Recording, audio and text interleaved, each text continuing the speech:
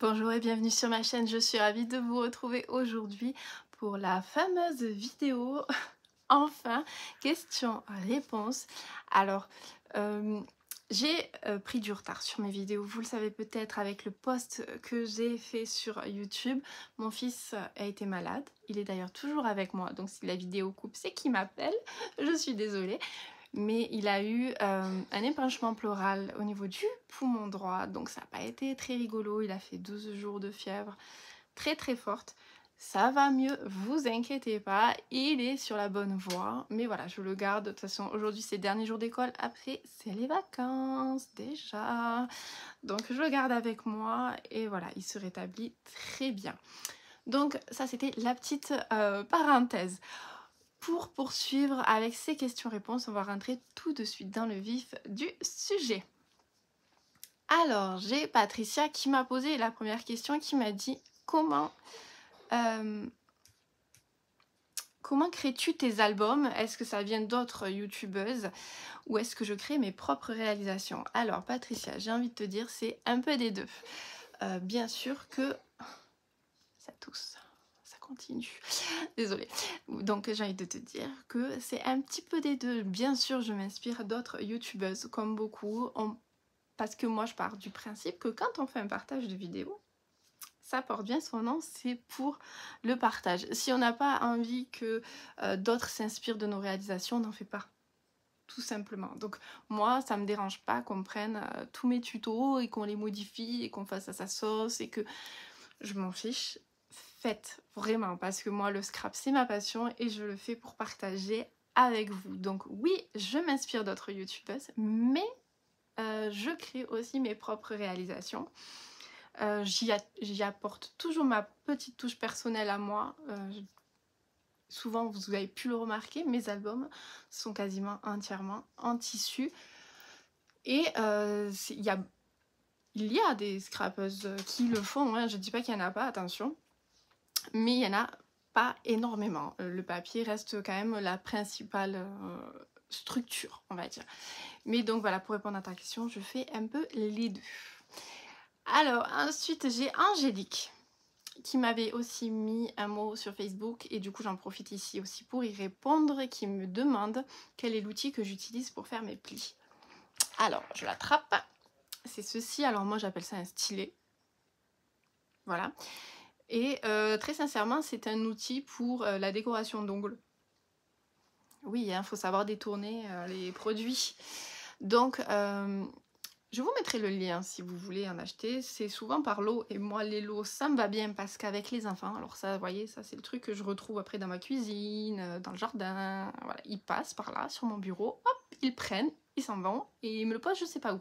Donc, qu'il y en ait plein, c'est pas mal. Et vraiment, le prix est pas cher. Donc après, je les prends sur AliExpress, on va pas se le cacher. Mais ça me va très bien. Voilà, donc c'est dans la section Nice Art.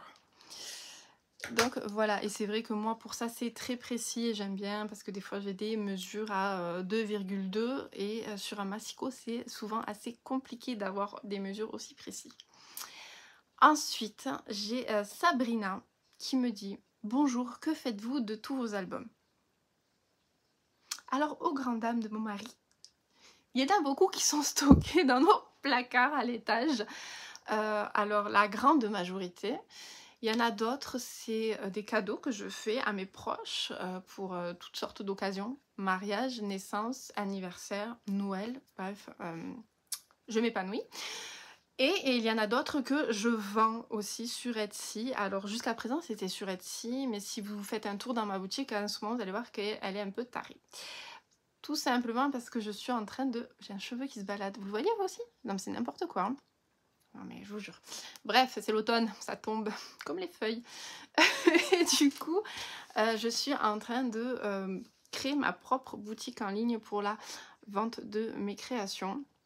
Alors ça prend du temps, autant avec la chambre des métiers, c'est un petit peu long, et aussi la création du site, parce que voilà, ça prend énormément de temps, les structures, etc. Mais dans quelques mois, il sera effectif et je vous tiendrai bien sûr au courant. Ensuite, j'ai eu aussi Coralie qui m'a demandé alors, où j'achetais mes aimants. Alors mes aimants, c'est pareil, je les prends sur AliExpress parce que j'en utilise vraiment beaucoup pour mes créations et que niveau rapport qualité-prix, AliExpress, c'est là où c'est pas que je veux pas acheter ailleurs, mais c'est que je trouve pas en fait ailleurs. Tout simplement d'avoir des aimants qui font 1 mm d'épaisseur, donc hyper discret sous une page de scrap, qui est une puissance en N52 et où on peut en acheter 50 pour 13 €. C'est à peu près ça hein, que je paye. Les 50, j'ai payé à peu près 13 €. J'arrive pas à trouver sur des sites lambda de scrap. Ils sont soit beaucoup plus épais, beaucoup moins puissants et beaucoup plus chers. Donc bon, arrivé à un moment donné, je veux bien acheter, on va dire, en France sur les sites de scrap, mais voilà, je suis comme tout le monde, je fais attention au budget. Et d'ailleurs, elle me dit, quel budget consacrez-vous? Ah, je reviens. Je vous l'avais dit. C'est ça avoir des enfants. Et donc, j'en étais où Coralie qui me demandait aussi quel budget je consacre en moyenne à mes projets. Alors, c'est aléatoire. C'est aléatoire. Tout dépend aussi du papier que je vais utiliser. Parce que toutes les marques de papier n'ont pas le même prix. Qu'on prenne du Action, qu'on prenne du EcoPark, qu'on prenne du Paper for You ou autre.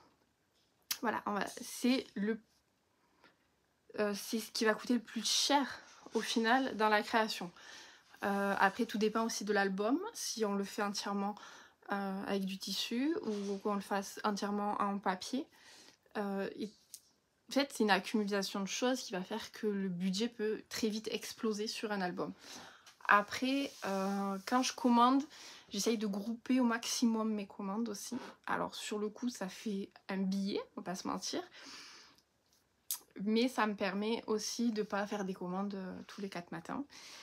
Et je pense après comme tout le monde, c'est-à-dire que dès que c'est les soldes, ou dès qu'il y a des bonnes promos, des bonnes réductions, etc., j'en profite.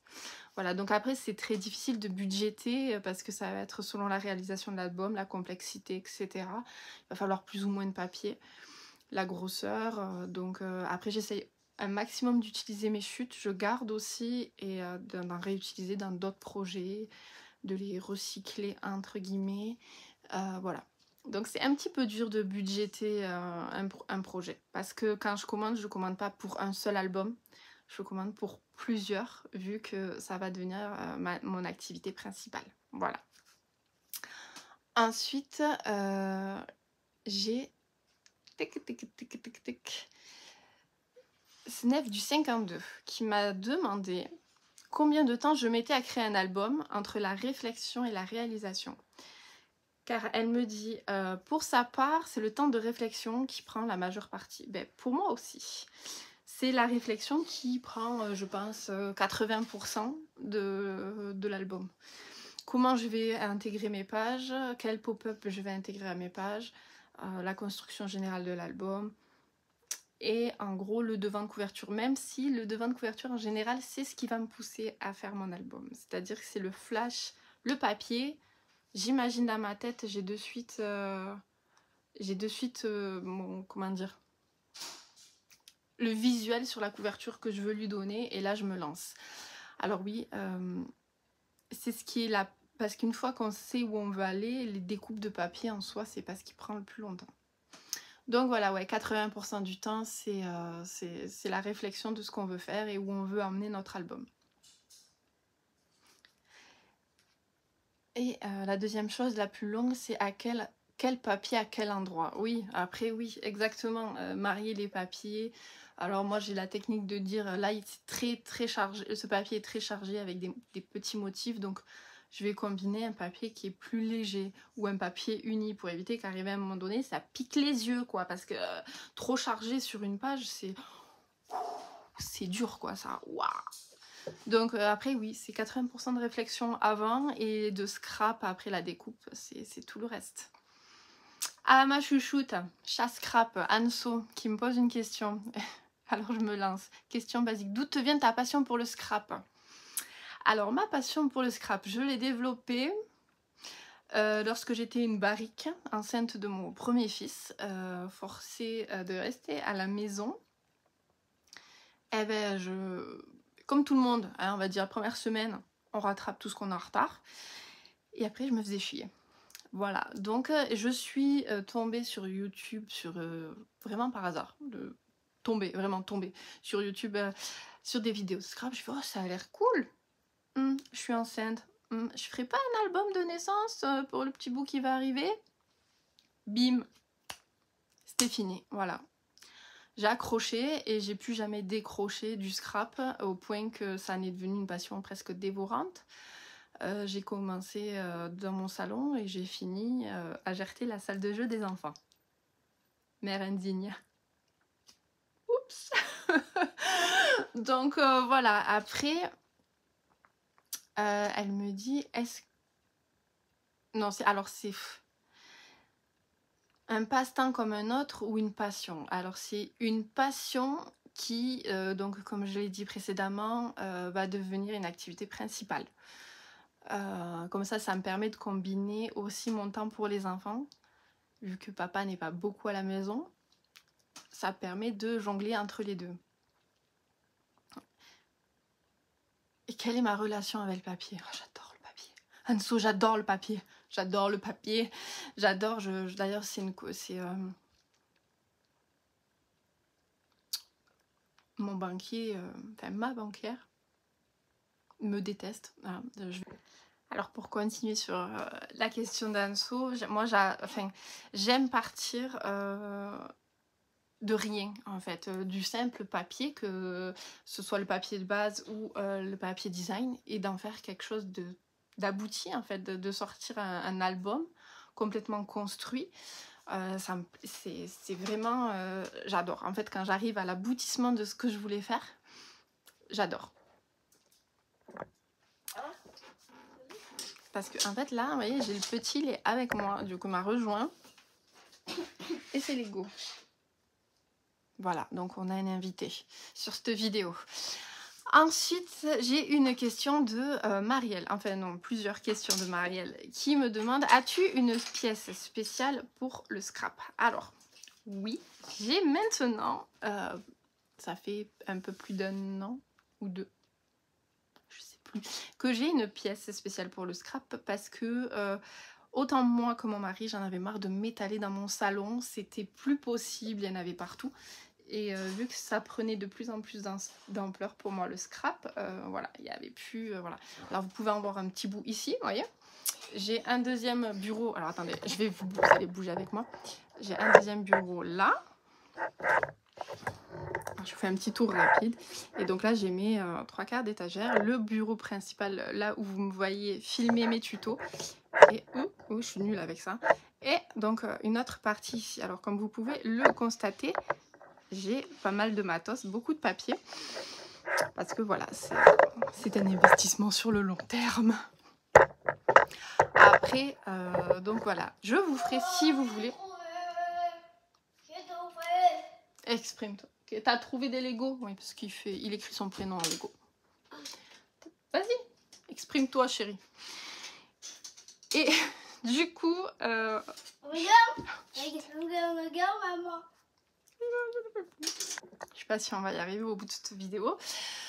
Et du coup, je vous ferai, si vous voulez, un tour de ma scrap room un petit peu plus en détail. Mais alors, vous voulez un tour de la scrap room mode Instagram, c'est-à-dire impeccablement rangée, ou celle VS réalité où on sait toutes qu'en fait c'est le bordel?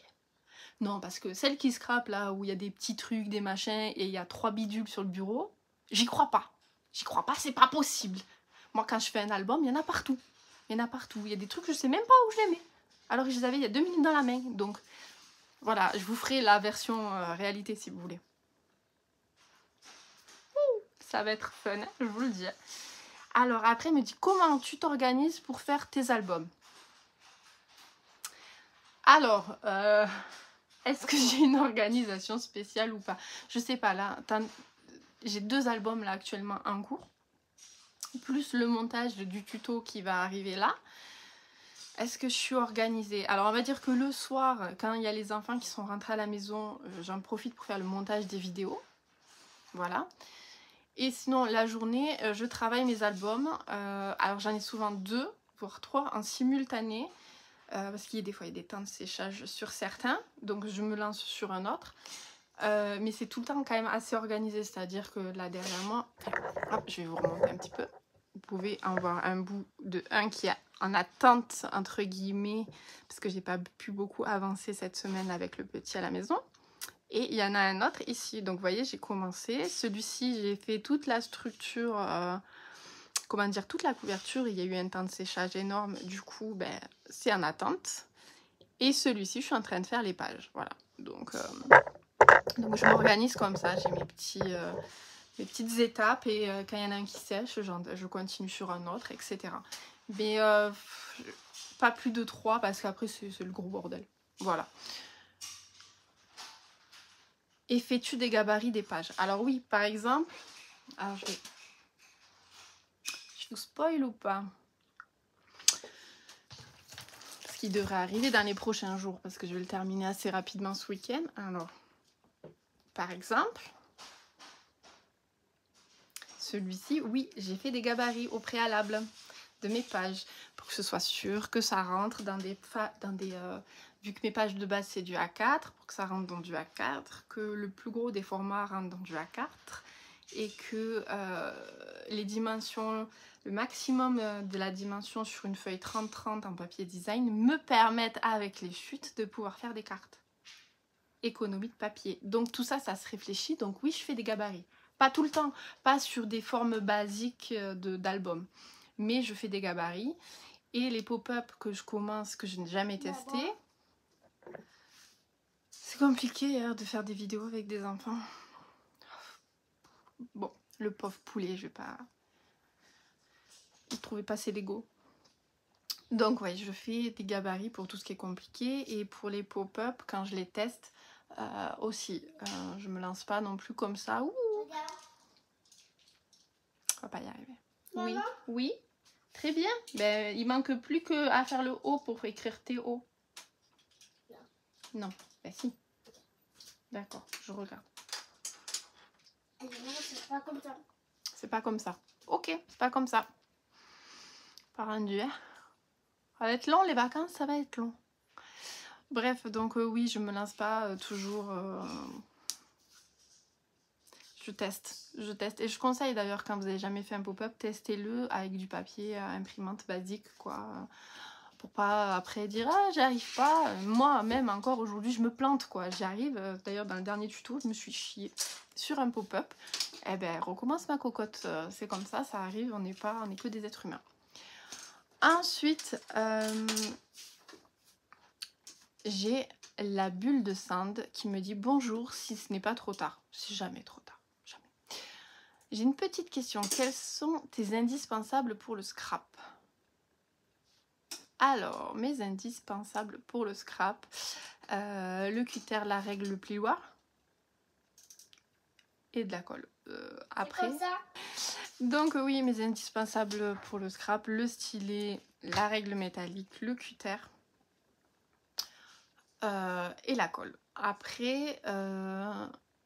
le double face, c'est selon comment on aime travailler. Il y en a qui aiment travailler avec du double face, d'autres pas.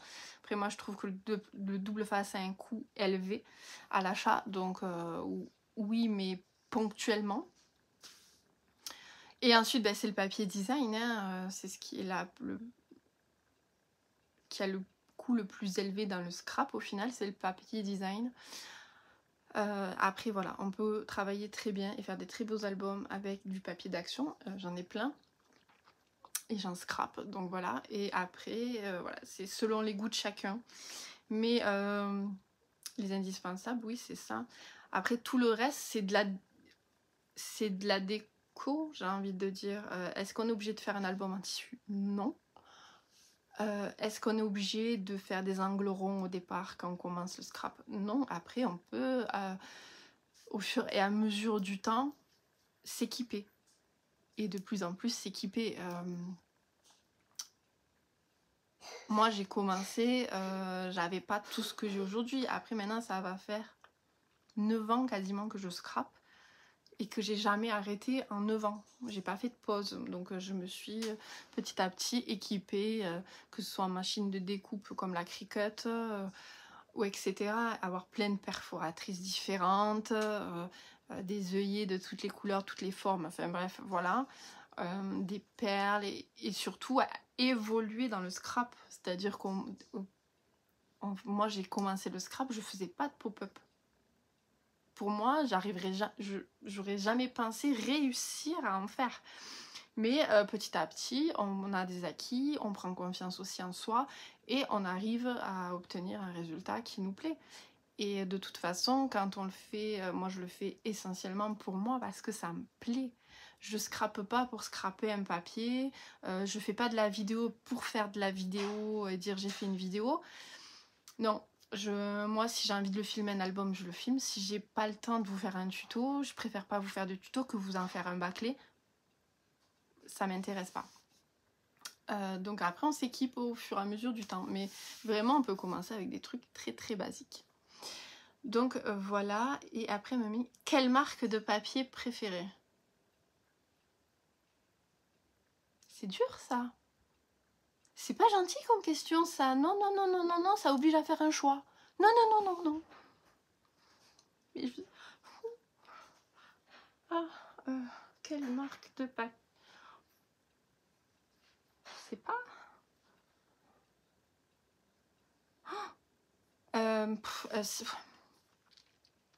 Réfléchis, réfléchis, réfléchis, réfléchis. En fait, moi, j'ai beaucoup de... Là, si on prend tel quel, ma scrap room, j'ai énormément de marques de papier. J'ai du Action, parce que j'aime beaucoup.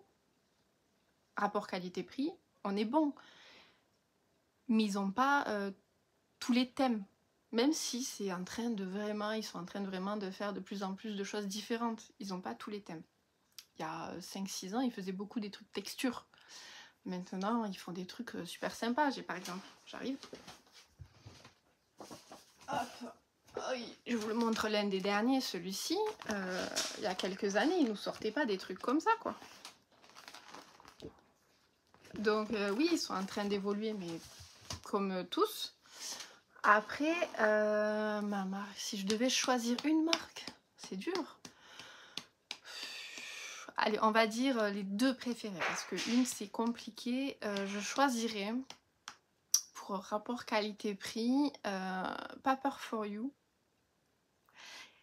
et Craft O'Clock. Pourquoi? Parce que bon, c'est bien de dire ah oui, c'est ça ma marque préférée. Est-ce que j'ai... Oui.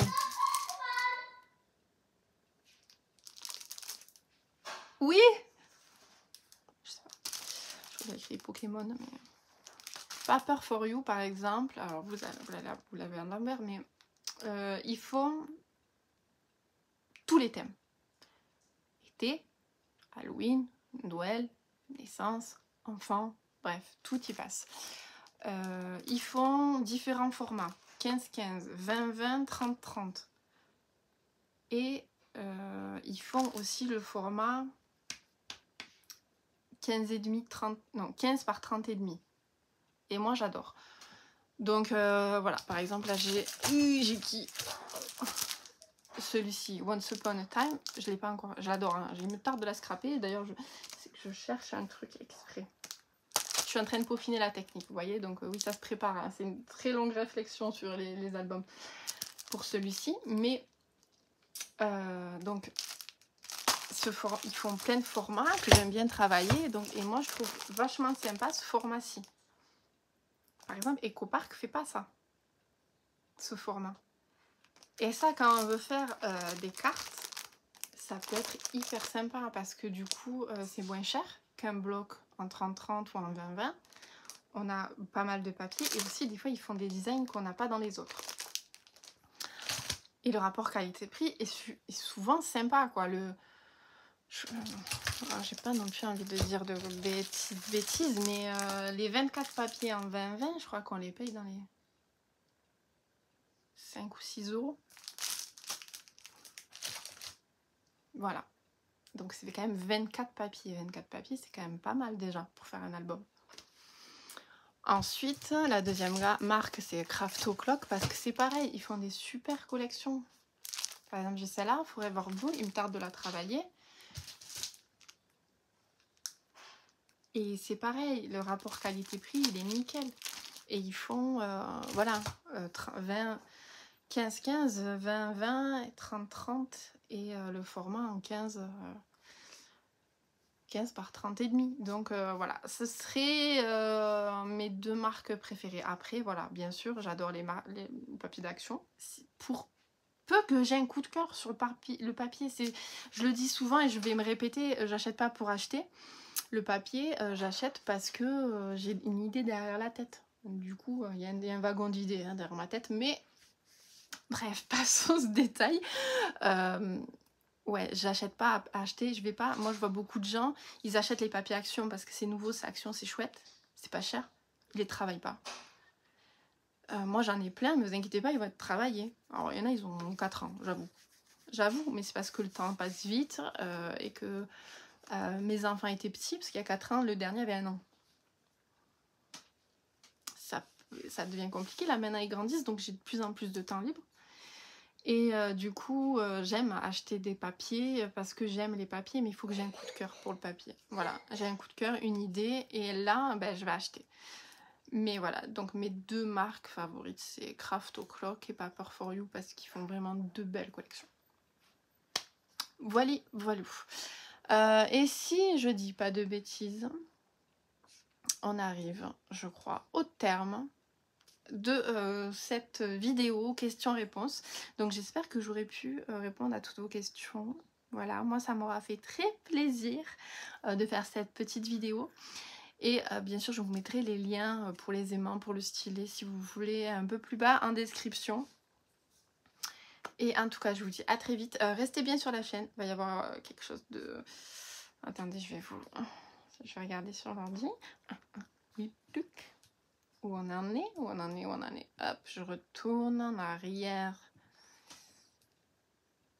Ah, on n'est pas loin, on n'est pas loin, on n'est pas loin. Une petite... Bah, je pense que d'ici 1 ou 2 jours, il y a quelque chose qui va sortir d'assez intéressant sur la chaîne. Donc, si vous n'êtes pas abonné, moi, je vous conseille de vous abonner. D'activer la cloche aussi, comme ça, quand je publie quelque chose, ben, vous êtes au courant. Et je vous dis à très vite pour de nouvelles vidéos, pour de nouveaux tutos, du blabla éventuellement. Bye bye, prenez bien soin de vous.